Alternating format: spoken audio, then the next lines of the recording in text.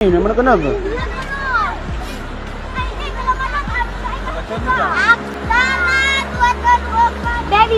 Taruhannya nyawa, potret miris siswa SD di Nia Selatan seberangi sungai demi pergi ke sekolah. Beredar di media sosial sebuah video yang memperlihatkan sejumlah siswa SD di Nia Selatan menyeberangi sungai demi sampai ke sekolah.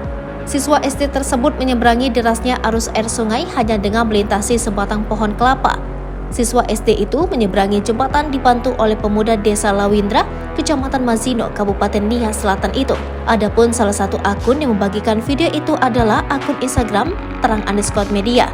Dalam video singkat yang beredar di media sosial itu, terlihat sejumlah murid SD berdiri di tepi sungai dengan arus yang cukup deras. Nampaknya murid-murid tersebut sedang mengantri untuk dibantu menyeberang oleh sejumlah pemuda setempat yang berada di lokasi. Situasi menjadi menyedihkan ketika saat menyeberangi sungai. Para pemuda dan murid-murid SD tersebut hanya dapat menggunakan jembatan kecil yang terbuat dari pohon kelapa yang roboh. Satu persatu, murid-murid SD tersebut dibantu menyeberang dengan cara digendong di punggung atau dipegang secara perlahan melintasi pohon kelapa yang berfungsi sebagai jembatan.